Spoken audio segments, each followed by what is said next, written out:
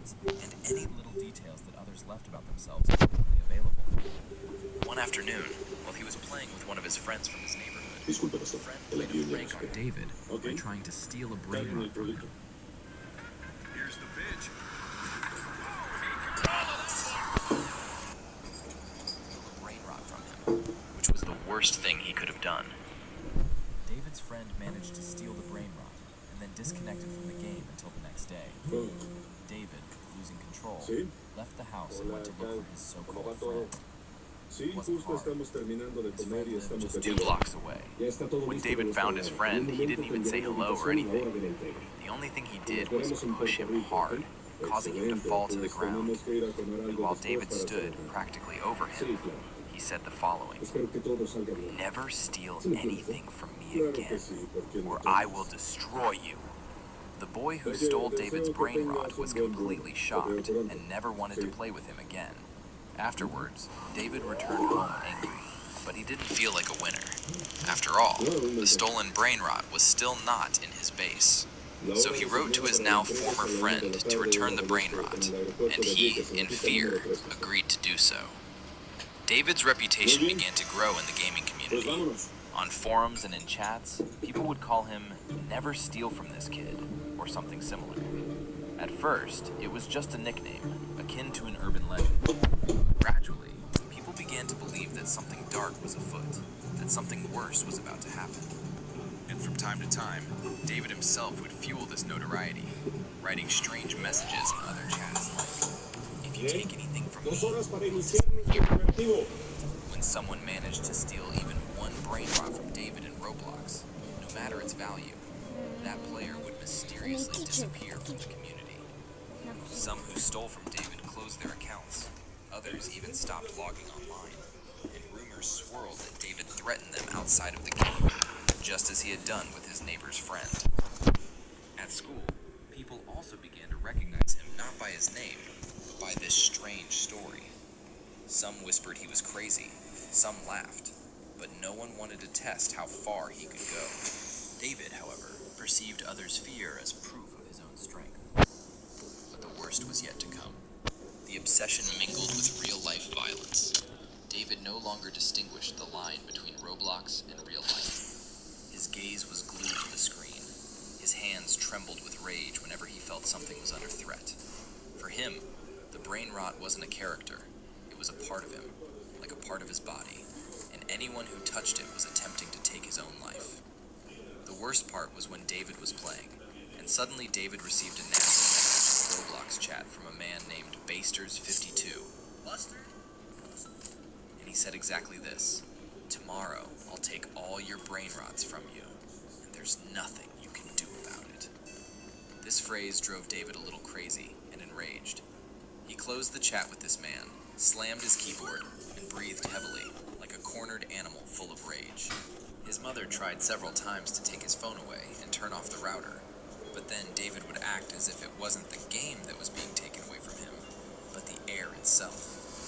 He'd scream, slam the door, promise to leave the house, and then sit in his room for hours, reading that message from a stranger, over and over again. Gradually, his mind stopped thinking about stealing strategies in the game and began to focus on how to destroy anyone who dared challenge him. And you've probably heard the phrase, "fight fire with fire." To prevent his brain rots from being stolen, David decided to take action once and for all. That entire night, instead of earning new brain rots, David put the game aside for a bit and devoted himself to researching the person who had dared to challenge him. Since he already knew how, David logged into the Roblox profile of the person who wanted to steal his brain rots, Basters52. He managed to find his Instagram address and saw his first name and one of his last names. This was more than enough to obtain valuable information, his location. He repeated the nickname Basters52 to himself, as if it were the name of a real enemy. The more he looked at this person's profile, the more convinced he became that the threat was no joke. David was already imagining logging into the server tomorrow and seeing an empty space where his brain rots used to be. And this made him hate this man even more. So he was already thinking about the methods of punishment used against him. But first, he needed to strategies for locating strangers. He was already an expert in this field, and he simply opened Google Maps and searched for the address of his house. His heart was pounding so hard he almost didn't hear the computer hum. The map slowly zoomed in on the screen. The streets became clearer, the houses lined up, and David leaned closer, as if afraid to miss the most important thing. David The Baster's is house was trying exactly to 7 find a blocks from house. David's. It wasn't close, but it wasn't too far either. Realizing he could reach his enemy, David let out an overly sinister laugh, which made even his room feel colder. That same night, David decided to go to the house, grabbed his backpack, and filled it with the things he deemed necessary for the battle. He took a kitchen knife, a flashlight, and for some reason, also his brainrot's notebook. Oh my. And before leaving his room, Why in his would house, he bring a he kitchen? wrote on the wall of his room with a Why would he bring a kitchen knife with him?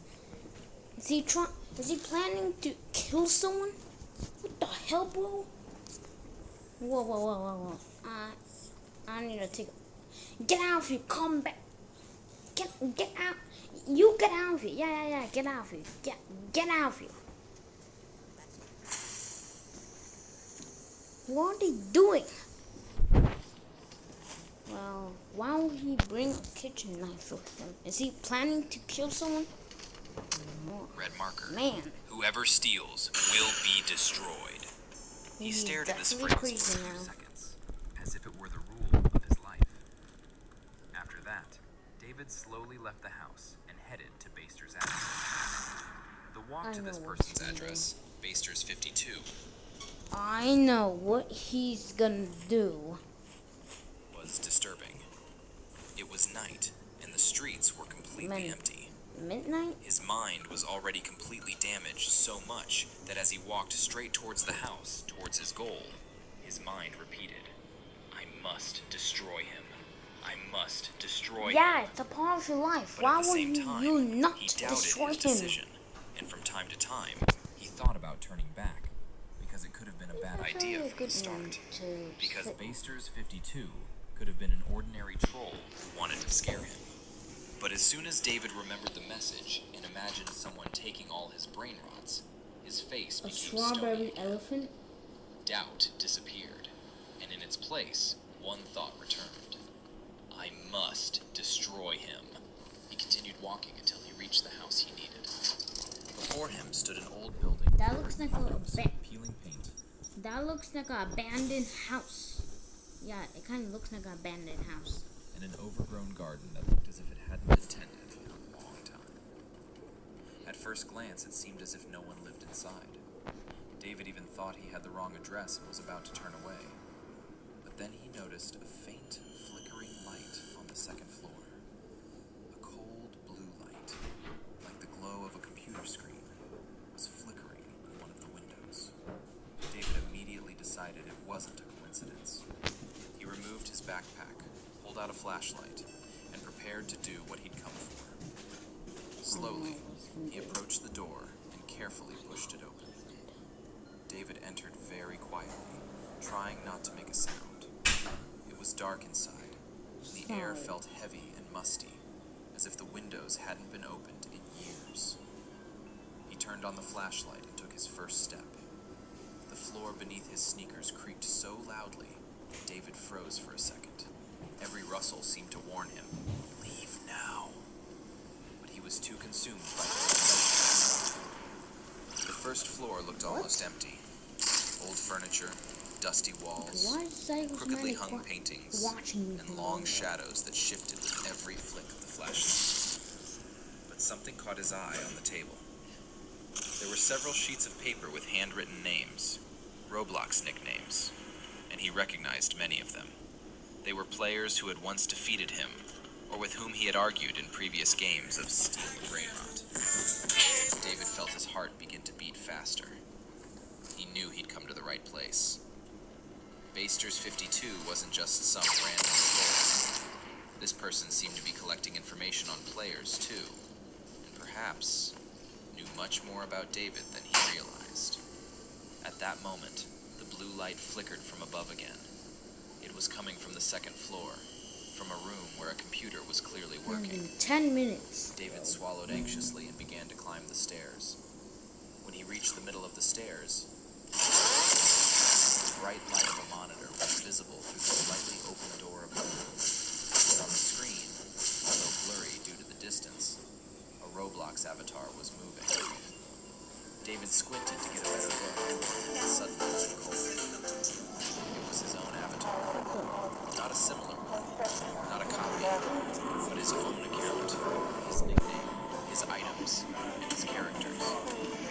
So the person at this computer wasn't just threatening to steal his brain rots. They had already somehow gained access to his account. His inventory was open on the screen. You guys, that person's being set. Most valuable characters. No Secret, zombie. legendary, and extremely rare brain rots stood on the list, ready to disappear from his account. David felt his rage mingle with real fear for the first time. He took a few steps back. No, this can't be. His mind went blank for a second. He'd come here thinking he was Cut the video. that he was the hunter, not the hunted. But now it felt like he'd been lured into a trap. He spun around and ran downstairs. His hand slipped over the rail, his backpack hit the wall, and the flashlight nearly fell from his 20 fingers. minutes. David wanted only one thing: to get out of this house and get to his room, to his computer, as quickly as possible, to try to regain control of his account and his brain rots. He'd almost reached the front door when a prolonged creak came from above. David stopped dead in his tracks. The door to the room where someone was playing Roblox on his account slowly opened. The creak was long, sharp, and unpleasant, as if the person on the second floor specifically wanted David to hear every second. Then a voice rang out in the darkness. It wasn't too loud, but calm and confident, which made it even more terrifying. "Here you come, David." David heard the man slowly descending the stairs. David simply stood staring at the front door. He seemed in no hurry, as he knew for certain that David wasn't going to walk. Two thoughts warred over him. One screamed at him to open the door and run. The other whispered that if he ran now, he would lose not only his brain rots, but also all his power, all his fear, the entire legend That person his dancing over name. there. When David suddenly gathered his courage and slowly turned his head toward the stairs, what he saw was something. What is wrong with And then it turned out that it wasn't a stranger standing in front of him, I'm not but that same Tyler. Yes, if you remember, it was that friend who once stole his brain rot as a joke, and then David found him on the street, pushed him, and threw him to the ground. Days like this happen because of all of the killing here. From rescues to return home. See you in the next one. Dive in. Let's see. Bye.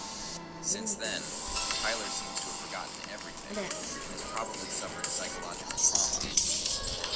Why the hell did he look at such hatred? He seemed to be 3 times holding a grudge. mentioned. He was angry about something David did. 2.